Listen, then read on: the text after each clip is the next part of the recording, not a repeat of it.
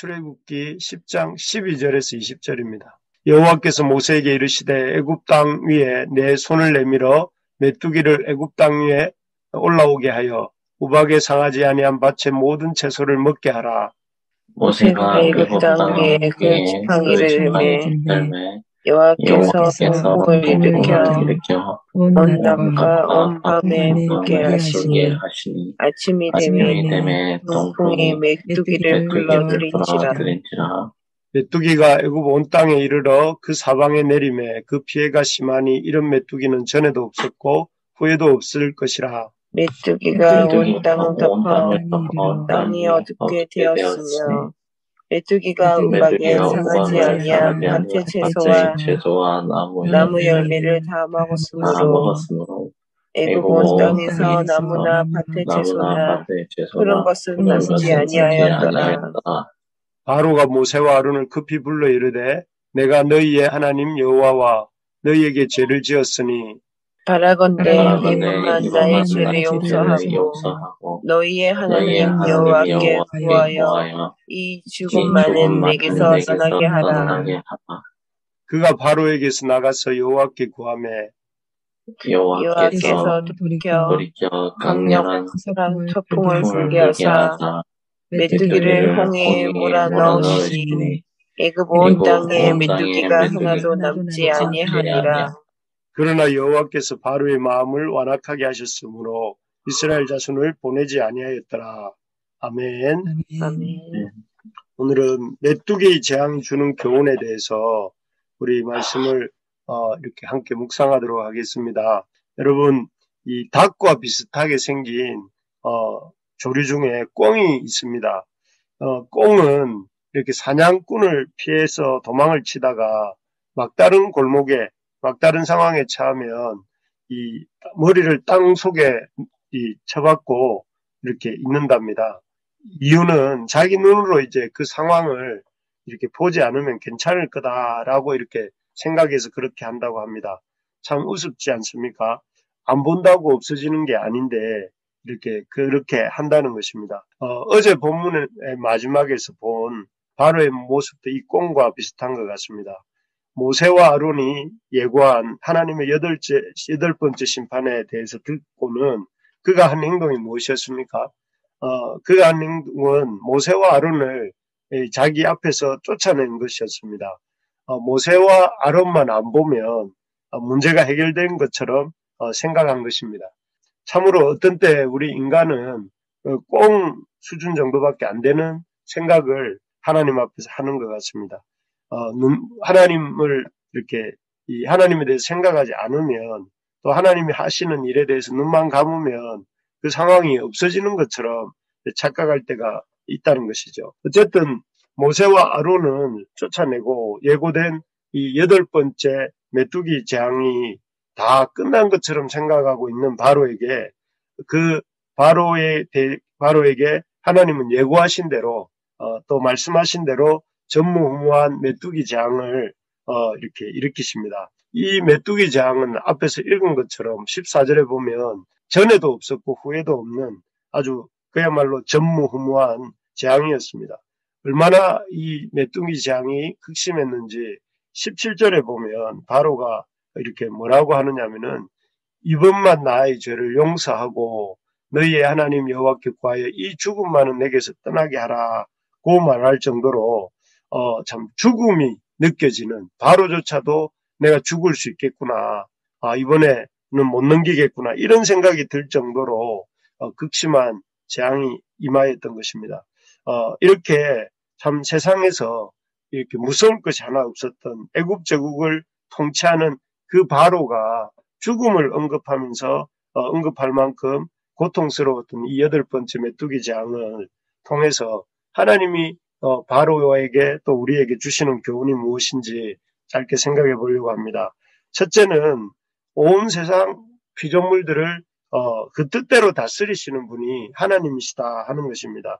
우리 12절을 같이 한번 읽어봅시다. 12절입니다. 시작. 여호와께서 모세에게 이르시되 애굽 온 땅에 내 손을 내밀며 메뚜기를 애굽 땅에 올라오게 하여 우박에 상하지 아니함 밭의 모든 채소를 먹게 하라. 여기에 보면 모세가 손을 내미니까 메뚜기가 애굽 온 땅에서 올라오게 된다 이렇게 말하고 있습니다. 그래서 실제로 모세가 하나님 말씀대로 손을 폈을 때에 메뚜기 떼가 이렇게 올라오게 되는데요. 이 구절을 읽다가 보면 마치 잘 훈련된 짐승이 그 주인의 말을 듣고 나오는 것처럼 메뚜기 떼가 그 모세의 손길을 따라 애굽 땅 위로 올라오는 것을 이렇게 볼 수 있습니다. 그리고 13절, 19절도 이렇게 한번 읽어볼까요? 13절에 보면 바람이 어떻게 시작되는지, 동풍이 어떻게 시작되는지, 또 어떻게 동풍이 지나가고 나니 서풍이 불어서 또 메뚜기 떼를 제거하는지를 우리가 13절, 19절을 한번 읽으면서 유심히 한번 살펴보겠습니다. 시작. 13절, 19절입니다. 예, 모세가 애굽 땅 위에 그 지팡이를 들매 여호와께서 동풍을 일으켜 온 낮과 밤에 불게 하시니 아침이 되매 동풍이 메뚜기를 불어들인지라. 여호와께서 돌이켜 강렬한 서풍을 불게 하사 메뚜기를 홍해에 몰아넣으시니 애굽 온 땅에 메뚜기가 하나도 남지 아니하니라. 여기에 보니까 모세가 지팡이를 들 때 처음에는 동풍이 불어왔다고 했습니다. 저쪽 사막 쪽에서 큰 메뚜기 떼가 이렇게 그 동풍과 함께 이 애굽 땅에 들어왔습니다. 그리고 그 다음에는 지중해 쪽에서 강렬한 서풍이 불어서 이렇게 그 메뚜기 떼들을 다 홍해 바다로 이렇게 몰아갔다 하는 것을 볼 수가 있습니다. 참 이 거대한 바람도 하나님의 부르심에 따라 들어오기도 하고 또 나가기도 하면서 이 땅을 애굽 땅을 덮고 있던 메뚜기 떼를 덮기도 하고 또 거두기도 하는 이런 것을 볼 수가 있습니다. 마치 거대한 오케스트라를 지휘자가 지휘하는 것처럼 하나님께서 이 동풍과 서풍을 이렇게 움직이시고 또 이렇게 메뚜기 떼를 이렇게 조정하시는 것을 볼 수가 있습니다.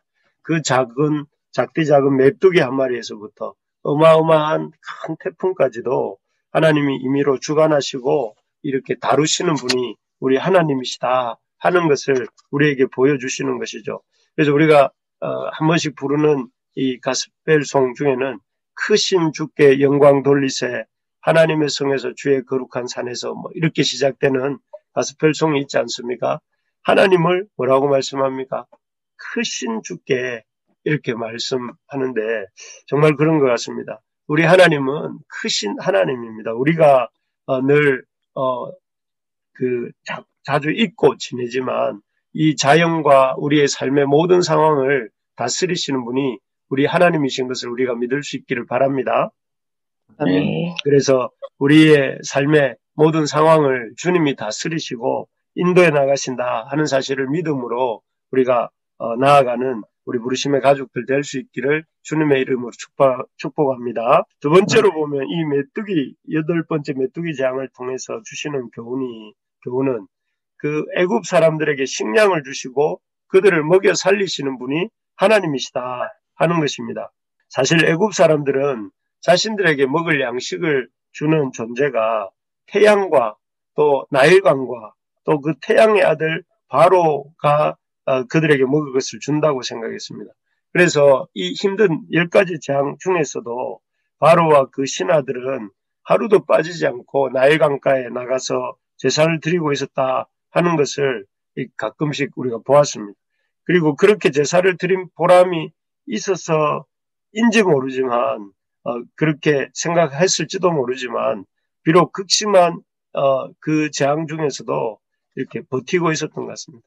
하지만 이 8번째 메뚜기 재앙을 통해서 이스라엘 애굽 사람들의 그 태양신과 바로와 또 그들에 대한 이런 믿음은 완전히 이렇게 무너지게 됩니다.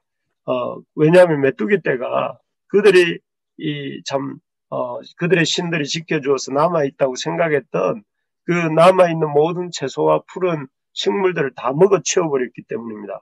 논밭은 완전히 텅텅 비게 되었고요. 모든 것이 흔적도 없이 사라지게 됩니다. 그러는 동안 태양신도 또 바로도 끙끙거리며 신음소리를 낼 뿐이지 아무 일도 하지 못했습니다.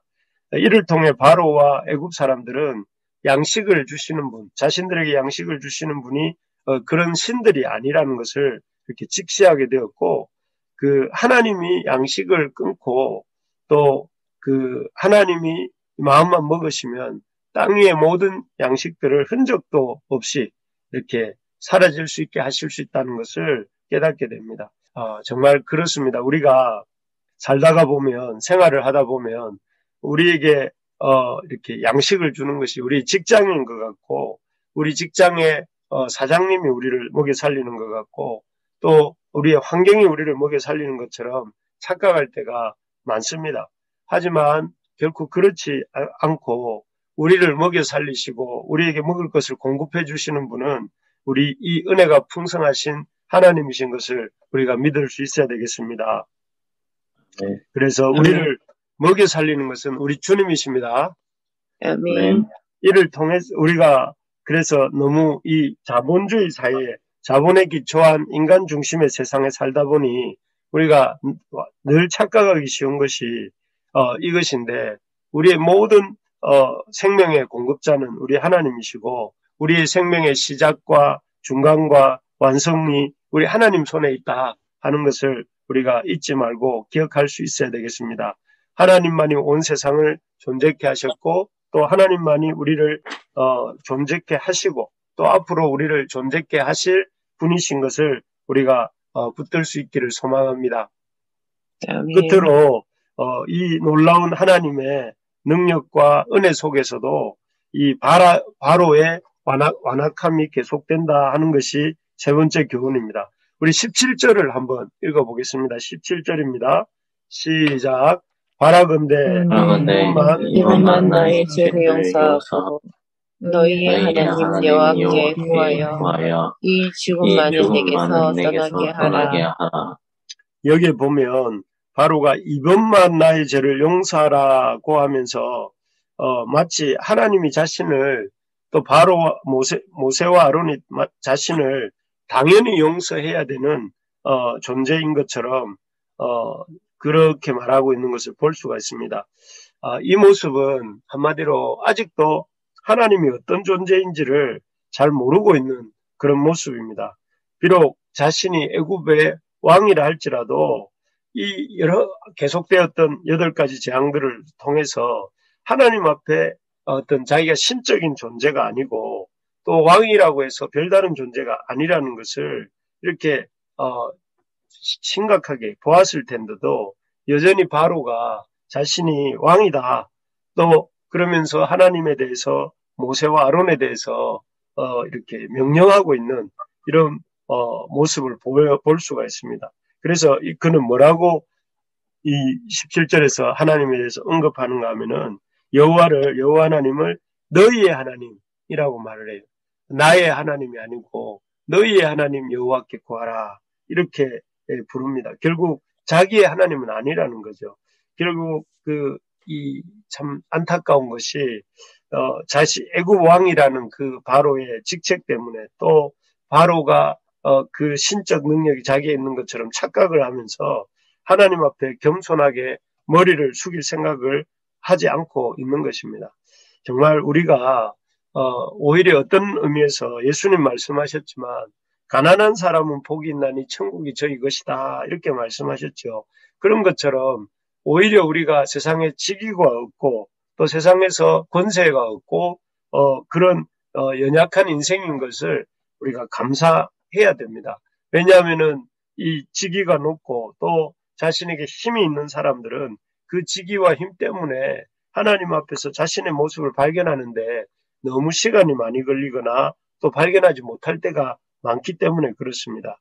우리가 우리의 어떤 존재가 하나님 앞에서 보잘것없는 그냥 흙덩어리인 것을 우리가 기억하면서 늘 우리 자신이 갖고 있는 그런 직위에 속지 말고 또 우리가 갖고 있는 어떤 그 평판에 속지 말고 또 우리 스스로가 갖고 있는 뭔가에 대한 그런 이 어떤 능력에 속지 말고 주님 앞에 겸손하게 행할 수 있기를 바랍니다. 우리는 흙덩어리에 불과한 죄인이다 하는 것을 늘 인정하고, 오늘도 여러분 우리 힘을 의지하지 말고 우리 자신을 의지하지 말고 하나님 앞에 기도함으로 하나님 주시는 은혜를 덧입고 하나님 말씀 붙들고 살아가는 저와 여러분들 됩시다. 아멘. 말씀을 맺겠습니다. 하나님께서 이 참 8번째 재앙을 허락하심을 통해서 우리에게 하나님이 이 세상 피조물들을 그 뜻대로 다스리시는 분이시다. 하나님은 메뚜기 때도 동풍도 서풍도 하나님의 뜻대로 움직이시는 이 천지 만물을 주관하시는 분이시다 하는 것을 우리가 믿을 수 있기를 바랍니다. 또한 하나님은 이 모든 우리의 생명을 근원이 되는 식량을 공급해 주시고 우리를 살게 해 주시는 분이시다. 그래서 여러분 우리에게 있는 모든 환경이 아니라 주님을 믿는 우리가 될 수 있어야 되겠습니다.